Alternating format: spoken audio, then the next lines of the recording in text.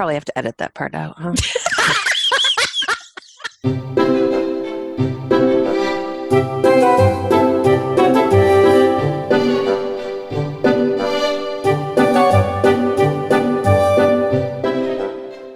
You're listening to the Read-Aloud Revival podcast. This is the podcast that helps you make meaningful and lasting connections with your kids through books.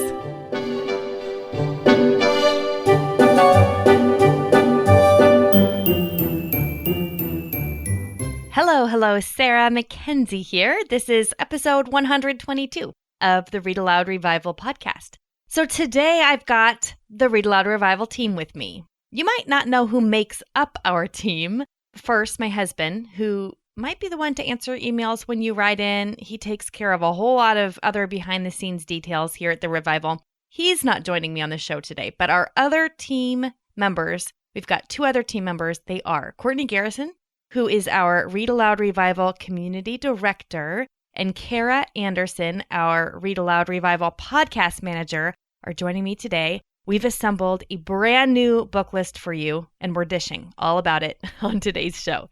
Now, before we dive into this brand new wonderful book list we're going to talk about today, I have a question from Amber that I'll be answering. My name is Amber. I'm from Indiana.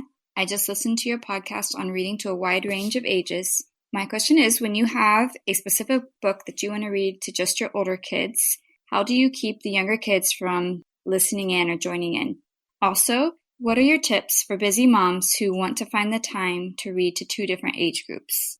These are great questions, Amber. You've probably heard me say that I do indeed read some books to only my older kids, who at this time are currently 17, 15, and 13, and then different books to my younger kids. Those are currently 6, 5, and 5.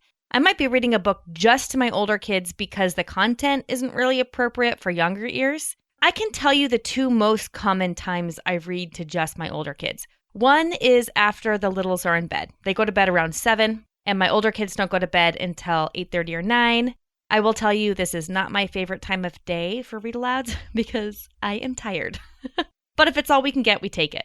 You know, mixing up a batch of cocoa or something can help make it special. In seasons where it's just difficult or impossible to use that before bedtime, or even just on days when that's impossible. My oldest daughter has a job, so sometimes she's not here. Sometimes I really just am too tired. I will read earlier in the day, and the way I do that is I put on a short show for my younger kids. I know, I can hear all the parenting police gasping right now as I say that. I put on a short show for my younger kids, and then I read with my older ones in a nearby room. At some point along the way, it became clear to me that I only had a short time left with my oldest kids. Like I said, my oldest daughter's 17, so she'll be going off to college, no time at all. And as far as giving the little ones some screen time, I just think it's not a bad use for that, using about 20 or 30 minutes of screen time for my younger kids so that I can connect with my older ones is a trade-off I'm willing to make. So sometimes that's what I do as well. The other question you asked about is tips for busy moms who want to find time to read to two different age groups, which is also what I do. So you know, when I'm reading with the older kids, and to clarify, I don't read to them every day. We just shoot for most days. Every other day or so. In some seasons, it's more. In some seasons, it's less. The younger kids get read to every day. I read to my younger kids every day their bedtime stories, but I also try to read picture books earlier in the day. Often it's a tool I use to calm down a tantruming child or just to reset and snuggle. I'd say the bedtime read aloud with the younger kids is routine. It's the most consistent. And the rest of our read aloud times aren't quite as routine. We just have books everywhere. So I'm constantly being asked to read aloud.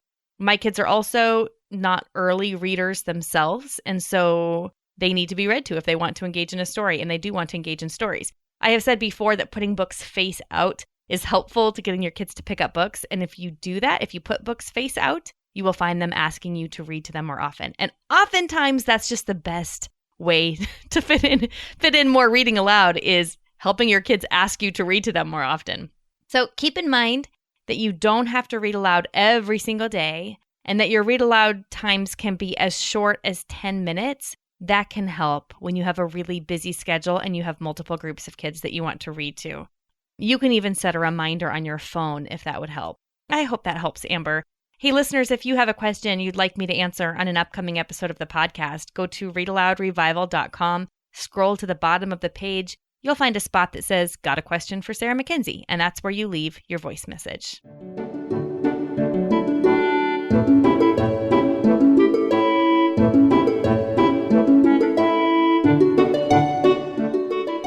Well, as always, it is a treat to have the Read-Aloud Revival team with me here today. So before we launch into our conversation about this awesome book list we have for you, I'd love for each of you ladies to tell our listeners a little about what you do at Read-Aloud Revival. Courtney, do you want to start? Sure. I am the community director, and that means that I do lots of customer service stuff. So if you ever have a question or can't download something, you probably emailed me. And I also work inside of membership in the forum and helping get events ready. So it's a fun gig. And keep me on track and make sure I get on my plane, because sometimes that doesn't happen. She does a lot more than she's giving herself credit for. Kara, what about you? So I'm the podcast manager. So I help to schedule guests for the podcast and put together the show notes and the stuff that goes along with it, like transcripts and the cheat sheet that you can print out and all kinds of other behind the scenes stuff. The only reason the Read-Aloud Revival works as well as it does is because of the work you ladies put into it. So it's always a treat to talk to you. I'm so excited to talk about this book list today. Today we have a list of picture book biographies, which I think has been on our list of book lists to make for a very long time. And I'm really excited about this particular list because it's just really good. Courtney really headed it up and gave us this list, and I have been reading through it and just loving everything that we read. My kids have been loving it. So I'm really excited to share these with our listeners. Before we get into the actual titles, Courtney, you're really the person who reminded me of how much I love picture books and also convinced me that they are as worthwhile as anything else I'm reading with my kids. And so let's talk about that. Why picture books? Why is your heart so big for picture books? I think picture books sometimes get forgotten in the read aloud world because we want to move into the classics. We want to move into E.B. White and Charlotte's Web and Laura Ingalls Wilder and read those beautiful stories. And so we kind of think that picture books come before that and then we move on from them. But we shouldn't, because there's so much good stuff inside. And they're short. That's a really good thing. I mean, for the busiest people, you can always squeeze in a picture book. You're not committing yourself to a big, long novel that's going to take weeks and weeks to read aloud. You're committing yourself to maybe, 10 minutes of good connection with your kids. Yeah, and you can get a whole story in then. It's not like you just get a chapter. You get the whole story structure, the entire thing in just a few minutes, which is something you can't do with the novel. And that's wonderful because you can practice thinking about the way that stories work. You can talk about what does the main character want and why can't they have it? And getting into those habits, even with our youngest kids, really pays off when they get older and are tackling bigger books. One of the things I really love about picture books is their careful attention to really beautiful language. So in talking to all these picture book authors at Read-Aloud Revival, especially the authors that come for our author access and premium membership, they're constantly telling us how every single word in those picture books matter. And a lot of picture books read like poetry. So the language in them is very beautiful and curated and carefully selected. A lot of times I think we tend to think picture books are for little kids, and we don't even realize that they're oftentimes written at a higher level than most of the middle grade novels or YA novels that we're handing to our teenagers. Yeah, something that we've been doing this year is using a line from a picture book as copywork or dictation in our homeschool. And so it's just one little line. It's not a big selection. It's a small piece, but it's really helped the kids be excited about doing copywork because it immediately brings them right back into the story. Just a few lines, a few carefully chosen words helps them to enter into that world again. And so when they open up their notebook and see the passage that I've picked, their eyes light up and we start talking about the story all over again. Now, Kara, you have older kids. Remind me how old they are. They are going to be 12 by the time this podcast airs and very much on the way to 15 by the time this podcast airs. Oh my goodness. Okay. And so picture books, have you moved past them in your house? We haven't, because I still find that there is a ton of value in reading a picture book with older kids I've found it's a great way to introduce a person in a certain historical time period and then connect your kids with that historical time period. So by stepping into the character's shoes through a picture book, they really get kind of an idea of what it was like to live during a certain time. So it's one of our favorite ways to study history. And I think a good biography picture book is just such a good jumping off point for so much more. One of the things that Caroline Starr Rose said when she was here at Read-Aloud Revival in episode 71, she writes historical fiction, middle grade novels, and picture books. And she told us that no matter what she's researching, when she begins research for her writing projects, she always starts with a stack of picture books. Instead of heading to an encyclopedia or digging into other more official research, she starts by reading picture books. And so that's something that I think is really inspiring. And Courtney, I know that you had mentioned like sort of being mind blown, like, wait, it's not cheating. That's fair and it counts. It's because picture books are so delightful. You don't think of research as being something that's wonderful. Research as something that sparks your imagination. Research as something that calls forth your own creativity. And that's what picture books do. And so I loved when Caroline Starr Rose said that, because it really sparked my imagination for the way that we could use picture books. One of the things that I find particularly delightful about picture books is this happens a lot in my home, especially because I have older kids and younger kids. So my oldest are currently 17, 15, and 13, and the younger ones are 5 and 6. And so I will sit down to read a picture book with the younger ones and look up when I'm done or halfway through and all the older ones have wandered in or sat down or peeking over my shoulder. It's just like a warm memory for them. They want to revisit, or it's intriguing. And so they want to look at the pictures and sit for a while. So I love that. It's that invitation to connect with our kids, no matter what their ages are.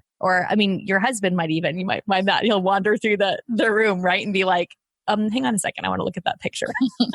And because it's not just the words, because the pictures are a part of what's happening as well. You want to see it. You can't just hear it. You have to get in close and sit next to each other and pore over the illustrations. Yeah, that's something I don't think I realized when I first started reading with my kids. So there's actually a difference between a storybook and a picture book.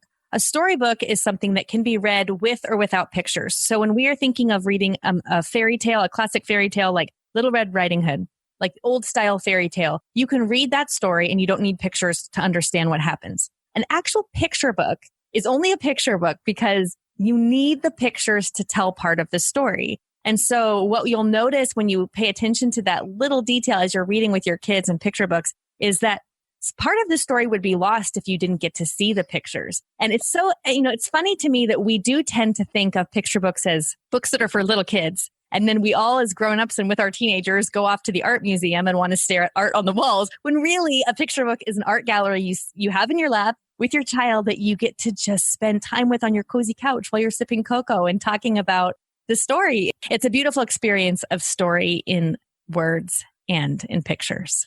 One of the books that's on the list is called Balderdash, John Newbery and the Boisterous Birth of Children's Books by Michelle Markle. And it's illustrated by Nancy Carpenter. And she is just a wonderful illustrator. I really feel like she knows children.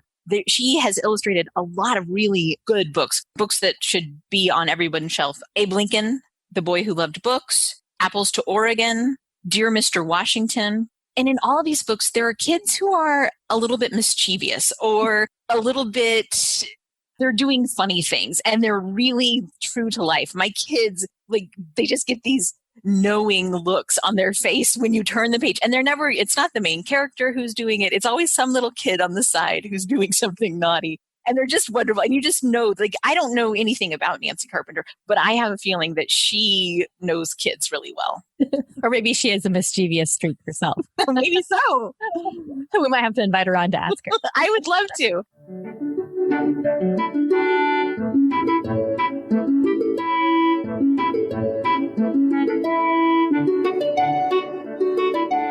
I have fallen in love with Jen Bryant's picture book Biographies. And so we've slowly been reading them. And every time I find another one, I think, oh, that one's by Jen Bryant. We should read it.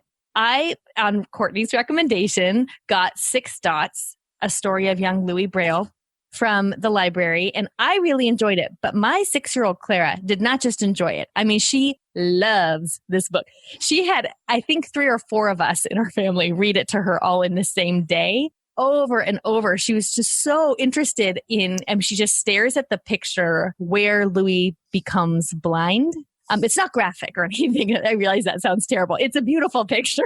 But it's a pivotal moment, of course, in Louis' life. And something about that part of the book, she just really, really became interested in it and asked me if there's any way we could find a book that's in Braille. And just it leads you in this whole new direction that you didn't know was coming. I love that she wants to now explore Braille because of that book, because what you were talking about, where you find an author of picture books that you love and then you start picking up those books and reading each one. Sometimes what can happen is you'll pick up a book unexpectedly and it will create its own sort of like informal unit study from that. Like I'm thinking Snowflake Bentley, which we had all kinds of activities last month, Read-Aloud Revival around Snowflake Bentley. But when we started working on it as a team, with the kids and I had like a whole Snowflake week almost, just talking about different things, with around that picture book. And I also think that picture books can be a good way to introduce kids to topics that might be kind of difficult to talk about. And so I'm thinking a book like Emmanuel's Dream, which is about a boy who was born in Ghana and he was born missing a leg. And at that time in Ghana, that was considered almost like a curse. And he was born to a mother who wanted to help him, past all of that and the kind of stigma attached to it and everything. And he went on to bicycle across like 400 miles in 10 days to show that, a disability wouldn't define him. And, there's books like The Boy Who Harnessed the Wind, which is about a boy in a village in Malawi. They experienced a famine and he was forced to leave school to help support his family. And somehow ended up at the library, a library that Americans had built there, and started researching how to build different things and ended up adding windmills to their village so that they would never experience a famine again. And I mean, he went on to like have a TED conference in Tanzania, like a TED Talk and everything. But, these are things that like our kids might not run into in their world. And yet through a picture book, they're able to experience it. It reminds me again of 6 Dots, the book about Louis Braille. Jen Bryant, the author, she had already written a middle grade novel about Louis Braille. And she said it was full of all of the right facts and figures, but it somehow was missing something. And she said what it was missing was, what does it feel like to be Louis Braille? That was the book. That was the story she wanted to write, was what does it feel like? And I think all of these books that Kara's mentioning, it gives us a way into what does it feel like to be different, what does it feel like to be blind? What does it feel like to experience the world in a different way? And that's, that sort of empathy and connection with people who are different from us, that's what we want for our kids. That's what we want for ourselves.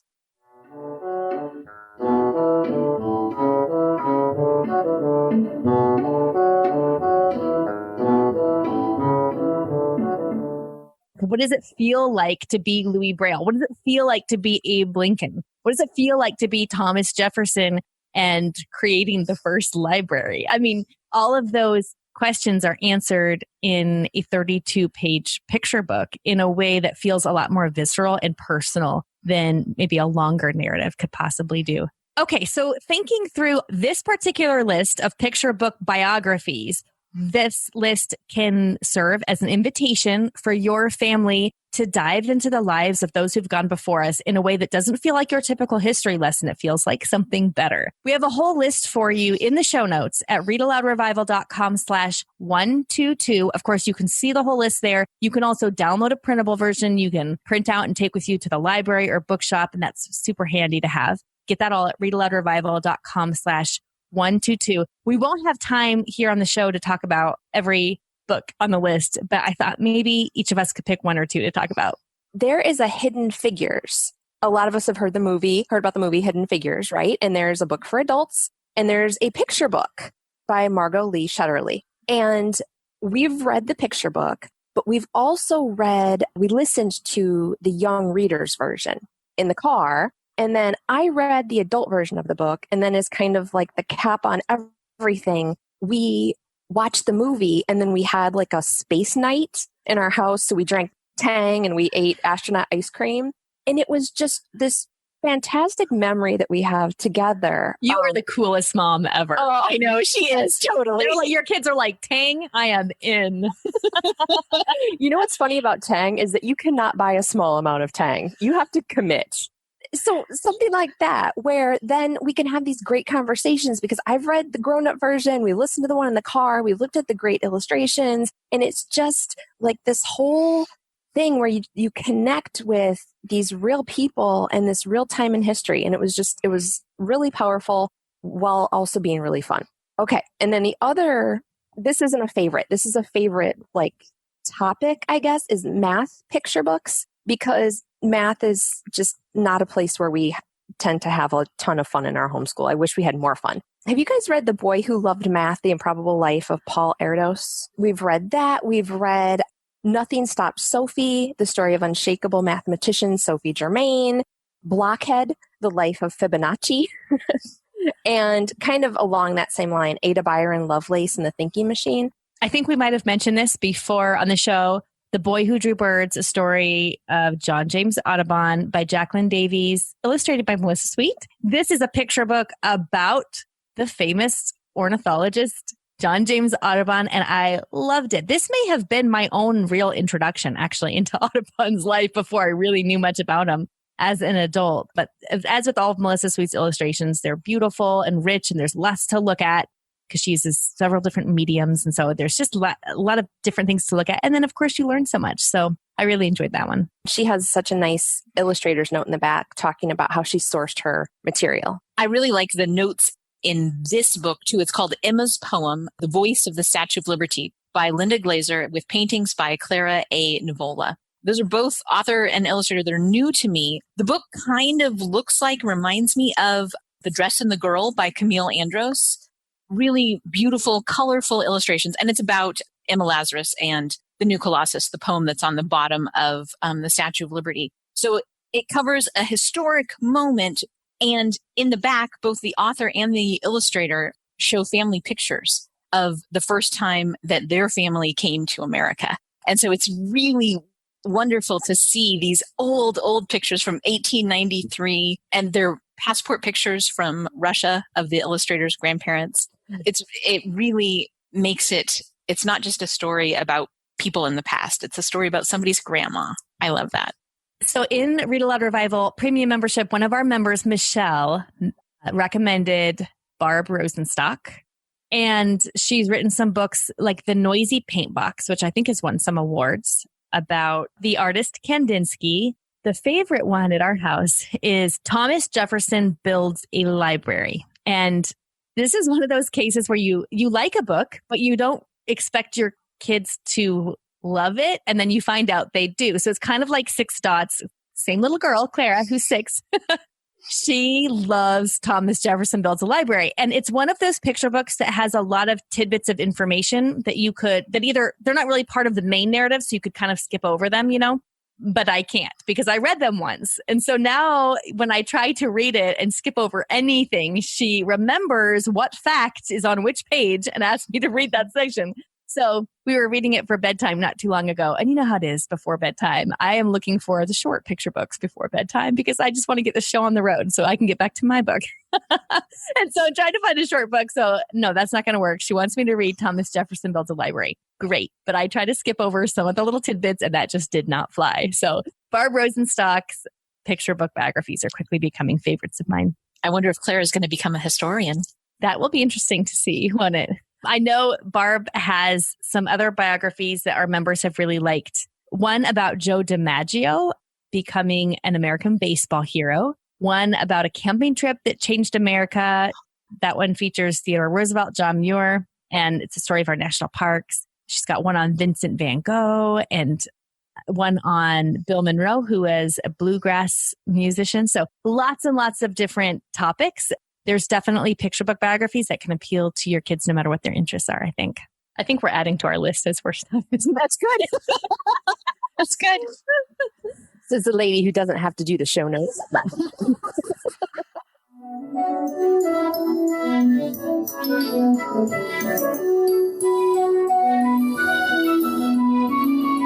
So remember that all of the books we're mentioning, plus more, are on this now it's becoming pretty ginormous picture book biography list at readaloudrevival.com/122. You can see it there. You can download it to print it off.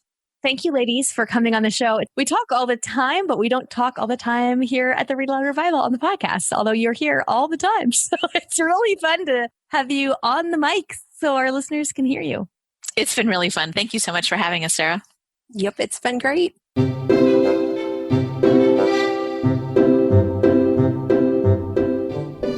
Now it's time for Let the Kids Speak. This is my favorite part of the podcast, where kids tell us about their favorite stories that have been read aloud to them. Hi, I'm Alyssa Alejandro. I'm 9 years old. I live in New Jersey, and my favorite book series are The Land of Stories. I like it because it's a fantasy. Hi, my name is Emma Alejandro. I'm 11 years old, and I live in central New Jersey. 3 of my favorite book series are The Penderwicks, The Incorrigible Children of Ashton Place, and The Green Ember. I enjoy these series because they're full of adventure, and I really like adventure stories. My name is Darius Montgomery. I live in Indiana. I am 7 years old, and my favorite book is The One and Only Ivan because Ivan found a family and it made me feel very good. My name is Daniel Montgomery. How old are you? 4. And what's your favorite book? My favorite book is Captain Underpants Why do you like Captain Underpants? because that have amazing stuff. What's your name? Chloe. Hey. And how old are you? 3. Key. And what's your favorite book? Mima. Minnie Mouse? Uh-huh. Nice. Hi, my name is London. I am 10 years old. I live in Alto, Michigan. And my favorite books are the Wingfeather books, Harry Potter, and Ramona and Beezus. Hi, my name is Claire, and I live in Alto, Michigan, and I'm 6 years old. And my favorite book is Munie the Unicorn. Bye. What is your name? Corin. How old are you, Corin? And where do we live? Alto, Michigan. Alto, Michigan. Very good. And what are your favorite books? Hulk, Superman, Spider-Man. Hulk, Superman, and Spider-Man? Yeah. What's your name? Victor. And how old are you, Victor? 2. And where are you from? From From Michigan. And what's one of your favorite books? the Frog and Toad. And why do you like Frog and Toad? Because I like to say blah. Who says blah? Toad. Toad. All right. Say bye. Bye. What's your name? Ava. And how old are you, Ava? 3. And where do you live? North Carolina. And what did you tell Bubby your favorite books are? How about you can be Sarah Kinsey? I Can Be Sarah Mackenzie? No. Okay, what are your favorite books? Say what's your name first.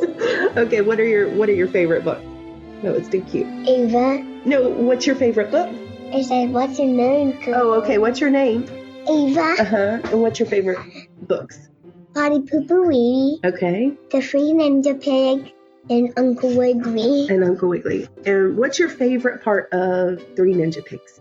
When the girl kicks the statue. When she kicks the kid, what does she say? She said,